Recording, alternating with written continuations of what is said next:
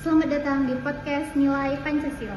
Hari ini kita akan membahas satu topik yang sering kita dengar, tapi jarang kita rasakan secara langsung, yaitu hak asasi manusia atau HAM. HAM adalah hak dasar yang melekat pada setiap manusia sejak lahir. Hak untuk hidup, hak untuk mendapatkan pendidikan, hak untuk rasa aman, dan hak untuk diperlakukan secara adil. Dalam Pancasila, HAM tercermin pada Pancasila kedua, yaitu kemanusiaan yang adil dan beradab. Namun pertanyaannya, apakah HAM selalu ditegakkan secara adil? Ataukah hanya berlaku bagi mereka yang layak dan memiliki pangkat? Hari ini kita akan mendengarkan kisah dari seorang narasumber, kisah yang tidak mudah, menyakitkan, dan mungkin akan membuat kita mempertanyakan kembali tentang HAM itu sendiri. Nama saya Raka. Saat umur saya 16 tahun, saya pernah ditangkap polisi. Bukan karena mencuri, bukan karena berkelahi. Saya ditangkap karena berada di tempat yang salah, pada waktu yang salah. Saya dibawa ke kantor polisi. Di ruang sempit itu, pertanyaan datang bertubi-tubi. Motor siapa? Kamu ambil di mana? Simpan di mana? Saya bilang saya tidak tahu. Saya bilang saya tidak mencuri. Saya bilang kalian salah orang. Lalu suara suatu barang di meja dibanting. Nada bicara berubah. Mereka memaksa dengan terus memaksa saya untuk menjawab pertanyaan yang saya sendiri bingung. Kenapa pertanyaan tersebut ditanyakan kepada saya? Tamparan pertama mendarat begitu saja tanpa peringatan. Kepala saya terlempar ke samping. Saya terdiam. Bukan karena mengerti, tapi karena syok. Ini jelas penyiksaan. HAM melarang kekerasan fisik maupun psikologis, apalagi terhadap anak di bawah umur. Tapi kadang tekanan dipakai untuk mengungkapkan kebenaran. Jika tidak ditekan, maka pelaku kejahatan akan lolos. Aku nggak setuju sama kekerasan, tapi ya kalau emang dia bersalah kenapa nggak ngaku aja? Dalam hukum, pengakuan yang diperoleh lewat kekerasan tidak sah. Negara hukum tidak boleh berjalan dengan cara seperti ini. Setelah itu semuanya terasa. Saya dipukul, disetrum, dipaksa berdiri semalaman gak tidur. Tiap kali saya jatuh, saya disuruh bangun lagi. Kemudian saya diancam, ngaku aja biar cepat pulang. Kalau kamu terus bohong, kamu gak bakal keluar dari sini, gitu kata mereka.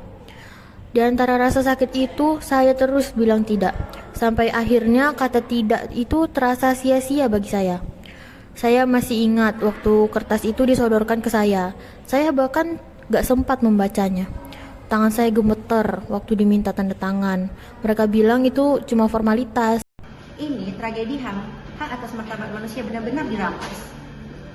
Tapi akhir ceritanya gimana nih? Nanti emang nggak mau ngaku lagi. Masyarakat juga butuh keadilan bagi korban pencurian. Jadi sebenarnya dia akhirnya ngaku atau gimana sih? Jujur, aku juga bingung, kasihan. Tapi takut juga kalau memang dia pelakunya. Setelah itu, waktu terasa aneh. Hari-hari terasa lambat, tapi kebebasan saya terasa terlalu cepat untuk dirampas. Saya masuk tahanan, bertemu orang dewasa yang bahkan gak berani natap saya. Ya karena saya masih anak-anak, tapi sudah dipandang sebagai penjahat. Di persidangan pun suara saya kecil, tidak ada yang betul-betul mendengar saya. Pengakuan saya akhirnya dibacakan yang seolah-olah itu kebenaran mutlak. Bahkan, undang-undang yang menyatakan kita setara di mata hukum tidak diterapkan. Saya benar-benar marah dan sedih mendengarnya. Itu kan benar, emang dia yang nyuri. Nggak mungkin banget nggak salah tapi masuk penjara. Dari awal emang dia aja yang nggak mau ngaku. Lah, jadi dia beneran salah dong. Kok sampai kalah di persidangan kalau tidak merasa salah?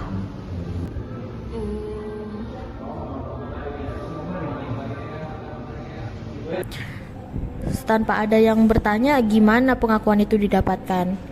Ya pada akhirnya saya dijatuhi hukum. Sekitar 6 bulan polisi tiba-tiba ada nangkap orang yang ternyata itu pelaku sebenarnya. Namanya sama dengan saya, umurnya hampir sama.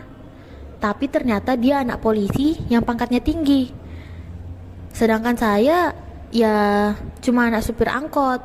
Jadi akhirnya saya tahu kenapa saya bisa sampai di penjara ini. Jadi saya ini adalah tumbal. Mereka nangkap saya supaya anak itu, anak yang harusnya bertanggung jawab sama perbuatannya itu gak masuk penjara.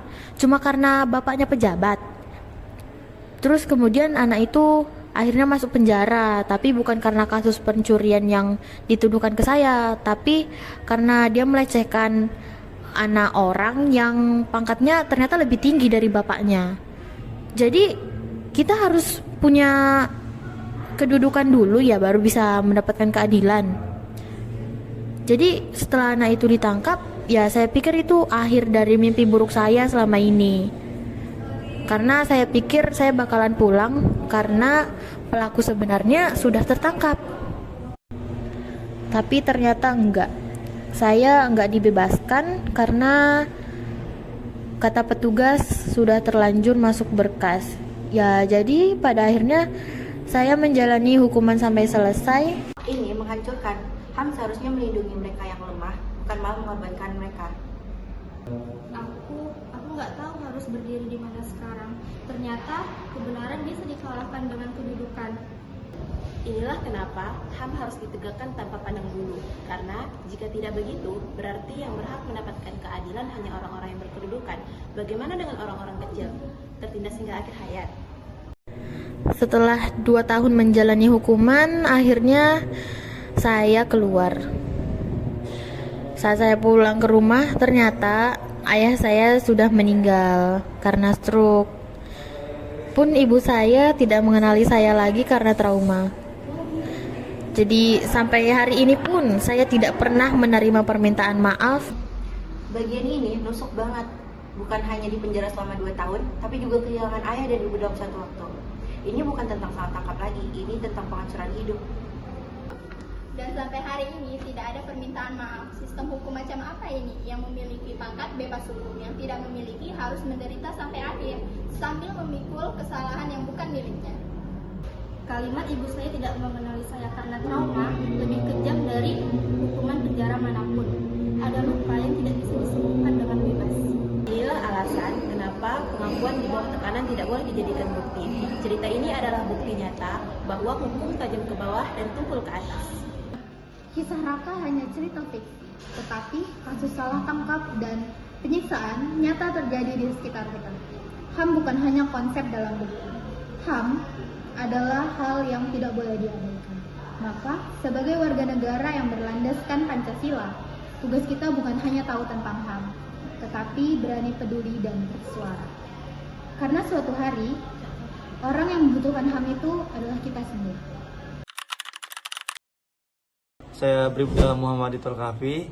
Kalau saya menanggapi kasus seperti ini yang dialami Raka ini, jujur saja ini bukan sekedar kesalahan prosedur, tapi sudah masuk ke pelanggaran hukum serius dan pelanggaran kemanusiaan. Dari awal penanganannya sudah keliru. Raka masih 16 tahun, masih anak, tapi diperlakukan seperti penjahat kelas berat. Dalam hukum, anak itu bukan objek penindakan, tapi objek yang harus dilindungi. Penangkapan tanpa bukti yang jelas-jelas melanggar pasal 17 KUHP, karena penangkapan harus berdasarkan bukti-bukti yang permulaannya yang cukup. Tidak bisa hanya karena mirip nama, sama, atau kebetulan ada di tempat kejadian itu. Bukan kerja hukum, tapi itu tebak-tebakan. Lalu masuk ke proses pemeriksaan. Kekerasan fisik dan psikis seperti ini semalaman itu jelas melanggar hukum pidana. Itu bisa dikenakan pasal 351 KUHP tentang penganiayaan, juga pasal 422 KUHP yaitu memaksa seseorang memberi keterangan atau pengakuan dengan kekerasan. Di luar KUHP, ini juga melanggar UU nomor 39 tahun 1999 tentang hak asasi manusia. Karena penyiksaan dalam bentuk apapun dilarang, apalagi terhadap anak. Pengakuan yang diperoleh dengan cara seperti itu sebenarnya tidak punya nilai pembuktian. Dalam hukum, pengakuan harus diberikan secara bebas, sadar, dan tanpa tekanan. Kalau keluar karena takut dan ingin rasa sakit berhenti, itu bukan kebenaran, tapi itu keterpaksaan. Kemudian soal BAP yang disuruh tanda tangan tanpa dibaca dan tanpa pendampingan hukum, ini juga pelanggaran serius terhadap pasal 56 KUHP yang mewajibkan pendampingan penasihat hukum, terlebih untuk anak dan tersangka yang terancam pidana. Ditambah lagi, ini bertentangan dengan UU nomor 11 tahun 2012 tentang sistem peradilan pidana anak, yang secara tegas mengatur bahwa anak harus didampingi dan diperlakukan secara manusiawi. Yang paling menyakitkan ketika pelaku sebenarnya sudah tertangkap, tapi Raka tetap di penjara dengan alasan berkasnya sudah masuk. Hukum tidak mengenal alasan seperti itu. Kalau orang yang salah ya harus diperbaiki. Mempertahankan hukuman yang terhadap orang yang tidak bersalah itu justru melanggar prinsip dasar hukum, yaitu seperti keadilan, kepastian hukum. Kalau benar ada unsur melindungi anak pejabat atau anak anggota berpangkat, maka ini sudah masuk ke penyalahgunaan wewenang yang bisa dikenakan pasal 421 KUHP, yaitu penyalahgunaan kekuasaan oleh pejabat untuk memaksa atau merugikan orang lain. Ini juga melanggar asas equality before the law. Semua orang sama di hadapan hukum, tidak peduli anak siapa, orang tua siapa, pangkat apa. Di sudut pandang kepolisian yang memahami hukum, Raka adalah korban salah tangkap, korban penyiksaan, dan korban ketidakadilan sistem. Proses hukumnya cacat sejak awal dan keputusan yang dijatuhkan berdiri atas pengakuan yang tidak sah. Polisi seharusnya berdiri di pihak hukum dan nurani, bukan kekuasaan. Ketika hukum dipakai untuk mengorbankan yang lemah demi melindungi yang kuat, saat itu hukum kehilangan maknanya. Lebih baik satu perkara tidak selesai daripada satu orang tidak bersalah harus menghancurkan hidupnya di balik penjara. Baik, itu saja dari saya, Bribda Muhammad Ditul Kafi. Terima kasih.